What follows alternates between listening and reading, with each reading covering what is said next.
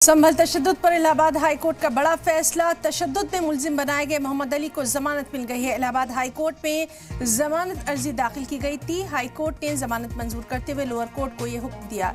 1 साल में संभल तशद्दुद का ट्रायल पूरा करने का हुक्म जारी किया गया है। तो संभल की कोर्ट को इलाहाबाद हाई कोर्ट का हुक्म है, केस को किसी खुसूसी अदालत में ट्रांसफर करवाएं। इस ट्रायल का 1 साल के अंदर पूरा किया जा सके। गवाहों की मौजूदगी को भी यकीनी बनाने का हुक्म दिया है। जल्द निपटारे के लिए आर्टिफिशियल इंटेलिजेंस, देखिए बड़ी बात कोर्ट की तरफ से की गई है कि जल्द निपटारे के लिए आर्टिफिशियल इंटेलिजेंस टेक्नोलॉजी की भी मदद ली जा सकती है। 24 नवंबर 2024 को संभल में ये तशद्दुद हुआ था। शाही जामा मस्जिद सर्वे के दौरान ये तशद्दुद हुआ था।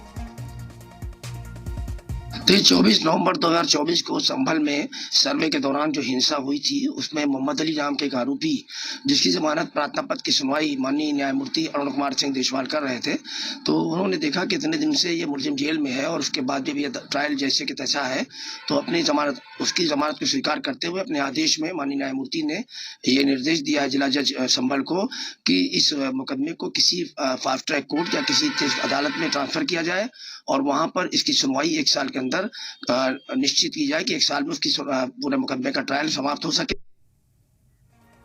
और सीधे जानकारी के लिए हम चलेंगे हमारे साथी अतीक अहमद के पास। अतीक, आपसे जानना चाहेंगे, बड़ी खबर इलाहाबाद हाई कोर्ट से है, कई अहम टिप्पणियां यहां पर कोर्ट की तरफ से की गई हैं, डिटेल्स चाहेंगे।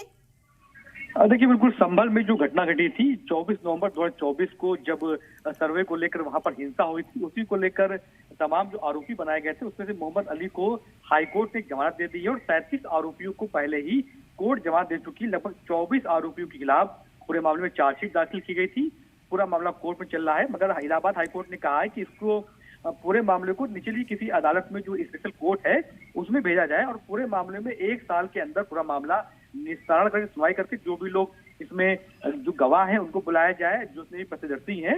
लगभग 7 से 8 लोगों की भीड़ का मामला था, जिसमें संभल में जब हिंसा हुई थी आमीन, लेखपाल, तमाम पुलिसकर्मी पहुंचे थे और सभी पे लगभग 44 लोगों के नामजद, बाकी अज्ञात लोग इसमें मुकदमे में शामिल किए गए थे। मगर कोर्ट ने यह भी कहा है कि सिर्फ 44 लोगों में से 37 को जमानत दे चुकी है। बाकी आरोपियों में ये माना जा सकता है कि इसमें कुछ फर्जी लोग भी फंस सकते हैं। जो लोग जेल में जिनको जमानत नहीं मिल रही, उनके लिए कहा गया है कि जल्द से जल्द पूरे मामले की सुनवाई करके पूरे मामले का निस्तारण करके जो भी इसमें आरोपियों को सजा दी जाएगी। बिल्कुल अतीक, बेहद अहम मामला था, ये लगातार सुर्खियों में रहा था और बड़ी अहम बात यहाँ पर कोर्ट ने कही है कि जल्द से जल्द मामले का निपटारा किया जाए। यहाँ तक कि अगर आर्टिफिशियल इंटेलिजेंस की मदद लेने की जरूरत पड़ रही है ताकि मामला जल्द निपट सके तो वो भी लिया जा सकता है और ऐसा पहली बार है कि कोर्ट की तरफ से इस तरह की बात कही गई है।